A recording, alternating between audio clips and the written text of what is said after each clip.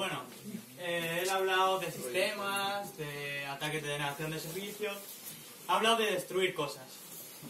Pues yo voy a hablar, que es lo que me atañe a mí, porque es lo que estoy estudiando de programación. Voy a hablar un poco de la conciencia del desarrollo de código seguro. La frase que veis ahí abajo a mí me gusta mucho porque desde el punto de vista de un atacante solo necesitamos tener suerte una vez. Vosotros necesitáis tener suerte siempre. Es decir, con que un día tú tengas una vulnerabilidad en una aplicación, ya la has cagado. O sea, con que yo un día tenga suerte una vez, ya te he comprometido. Bueno, los ciberataques, como es obvio, son cada vez más frecuentes y el número va aumentando cada año. Muchas empresas, que es un problema, que no están concienciadas con esto, incluso empresas de desarrollo igual, y no aseguran sus servicios como deberían, por ejemplo. Y lo que lleva pérdidas de prestigio, pérdidas económicas muy grandes, y ahí es cuando se dan cuenta y dicen, hostia, hasta que no les han dado, pues no se han dado cuenta. Entonces, mejor prevenir que curar.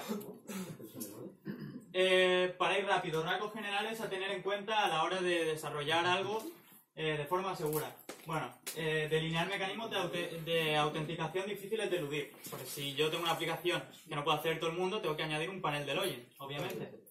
Eso puede conllevar a un login bypass, que es que alguien con una vulnerabilidad te salte ese login. Bypass es saltar. Autorizar además de autenticar. Dentro de la aplicación habrán usuarios que sean administradores y tengan más permisos que otros.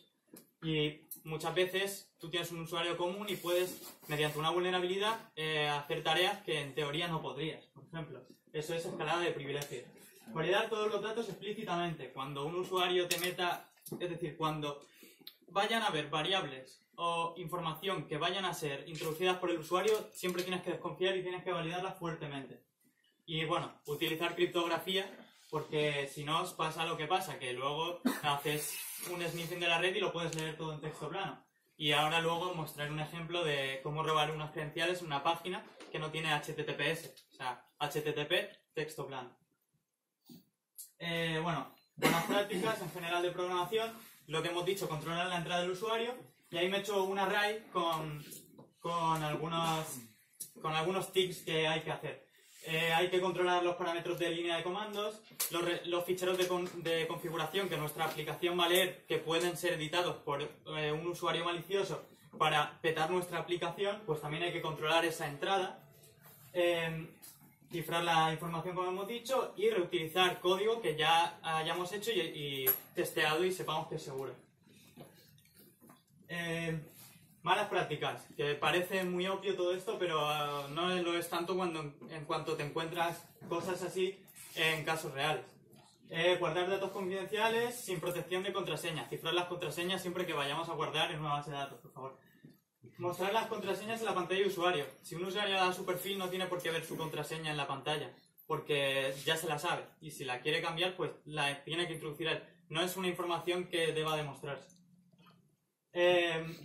Y aquí hago una pregunta. ¿Tenemos que optimizar o simplificar al máximo el código? ¿O buscar un equilibrio entre hacerlo, por ejemplo, legible y óptimo a la vez? ¿O simplificado? Porque cuanto más código se escriba, más posibilidades de equivocarse, ¿no? Esto es algo obvio en realidad, pero...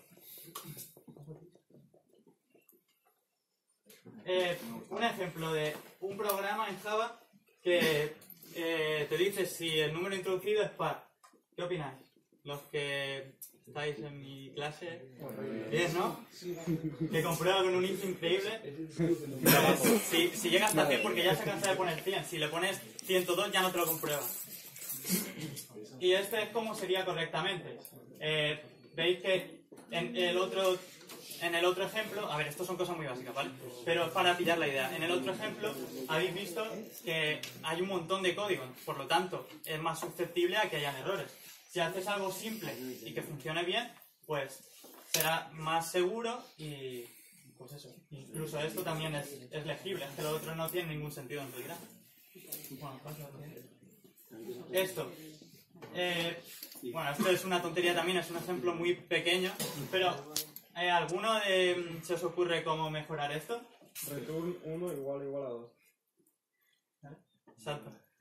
porque eso también está por ahí. Bueno, ahora vamos a ver SQL Injection, ¿vale? Vamos a ver dos vulnerabilidades. SQL Injection, supongo que muchos lo conoceréis. Básicamente es inyectar SQL por los parámetros del usuario para hacer que la aplicación se comporte de una manera que originalmente no estaba pensada para ello, o te muestre información que no debes de ver. Os lo explico rápido.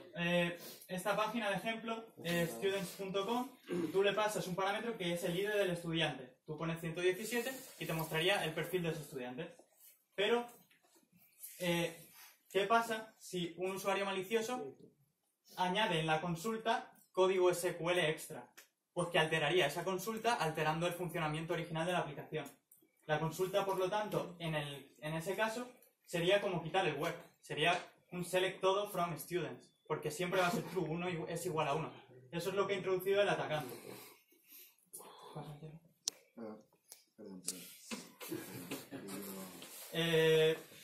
Un ejemplo.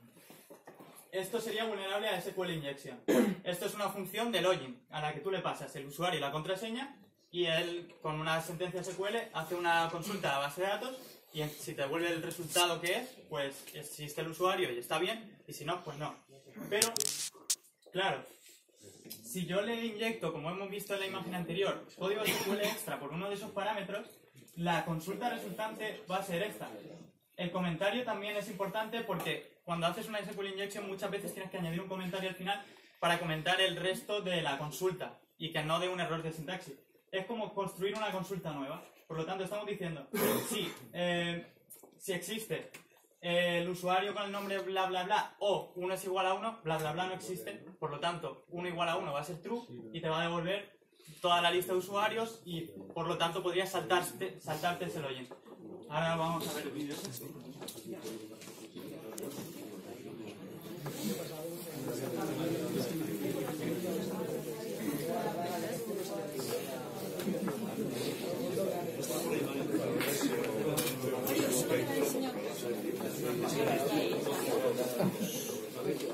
Bueno,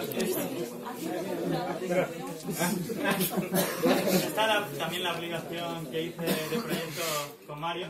Y bueno, hicimos un login, pero en este caso, conforme hicimos la consulta, o conforme yo la hice al menos, pues es vulnerable. Por lo tanto, si hemos visto ahora que se ha puesto bla bla bla y una contraseña aleatoria, te ha dicho credenciales erróneas, te quedan 2 intentos. Pero ¿qué pasa si alguien malicioso que no sabe ni siquiera el nombre de usuario ni una contraseña, pone 1 igual a 1? En este caso nada, porque hay que no se nos olvide el comentario. Ponemos el comentario, ya ha entrado. Nos ha entrado a la aplicación, sin ni siquiera saber los usuarios. ¿Por qué? Pues porque al evaluar la condición como true nos ha mostrado todos los usuarios, ha detectado que sí que hay usuarios que existen con esas credenciales y no os deja entrar. Pero no sé si os habéis fijado, bueno, ahí abajo ponía que con el usuario que hemos entrado era un usuario común, no hemos entrado con un administrador. Podemos ir un poco más allá y cambiar la consulta esa un poco, porque, por ejemplo, cuando hacemos una aplicación, los usuarios administradores suelen tener en la base de datos los IDs más bajos. Por norma general, no quiere decir que sea así, sino yo hago una aplicación, el primer usuario que meto para probarla, pues seré yo y tendré el privilegio también. Entonces, como me estaba devolviendo toda la lista de usuarios, no necesariamente ordenada por nada, pues le meto a la consulta anteriormente, que nos ha salido bien, le meto un order by. Aquí sí que hay que saber cómo, a lo mejor, cómo está hecha la base de datos o probando, ID tal, pues lo ordeno por ID usuario, de forma que ahora, si os fijáis ahí abajo, me ha devuelto lo mismo que antes, pero ordenado de otra manera, y siempre me va a coger el primer usuario como válido. Entonces, al ordenarlo he cogido que el primer usuario sea administrador.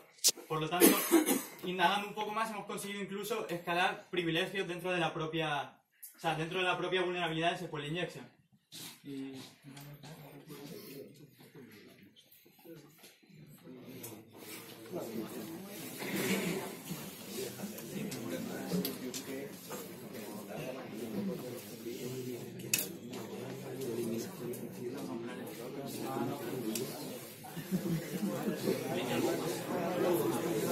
Vale, esto es como sería de forma introducida.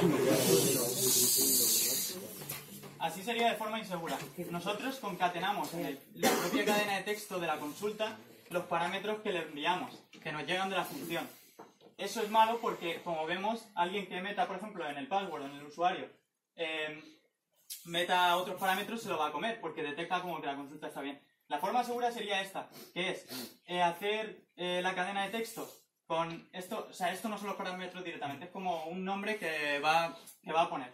Y luego lo que hacemos es, indirectamente, no concatenándolo directamente en el string, asignarle a 2 puntos usuario, nuestra variable usuario, y a 2 puntos password, nuestra variable password. Esto es lo que se llaman consultas preparadas, que funciona básicamente, el motor de base de datos recibe la consulta, la compila y luego le mete los parámetros. Por lo tanto, por mucho que tú le metas SQL, lo va a tomar como un texto, no lo va a interpretar como parte de la consulta. Y no cuesta nada, ya veis que son 3 líneas más. O sea, es simplemente concienciarte sobre algo y si no sabes cómo hacerlo exactamente, informarte, oye, ¿cómo hacer esto seguro? Y te salen 1000 cosas. Y bueno, ahora vamos a ver, pues eso, si utilizamos comunicaciones no cifradas, que es lo que mucha gente no le da la importancia suficiente, pues puede pasar lo que hemos comentado anteriormente, que es un ataque de man in the middle, que alguien se comprometa a esa conexión, se meta en medio y lea cosas que no tiene que leer. Y ya el último vídeo.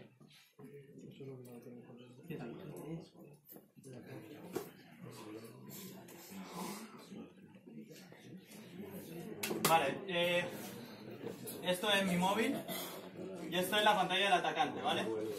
Esta es mi cara porque es una aplicación que hicimos de una práctica que hicimos para diseño de Android y todo eso. El caso que nosotros en esta aplicación tenemos un login que se autentica con un servicio web, es decir, envía una petición HTTP con los parámetros al servidor web.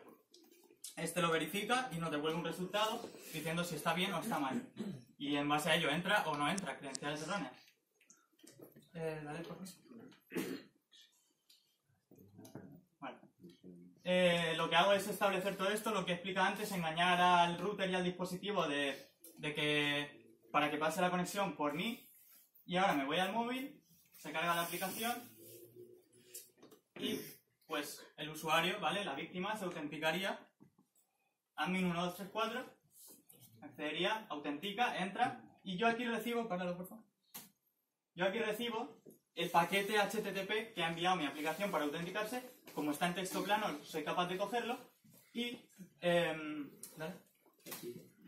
Si ahora ahí no se llega a ver, bueno, sí que ya sé un poco los parámetros, pero si desplegamos esta parte, podemos ver aquí que en la propia URL, esto es por get, pero por post pasaría igual, o sea, no, por enviar algo por post no es más seguro, para nada. Y ahí veríamos las credenciales que ha enviado nuestra aplicación para conectarse ahí. Por lo tanto, ya tendríamos sus credenciales para entrar y suplantar su identidad. Aquí luego hago otras pruebas para que lo veáis. Lo envío y ya...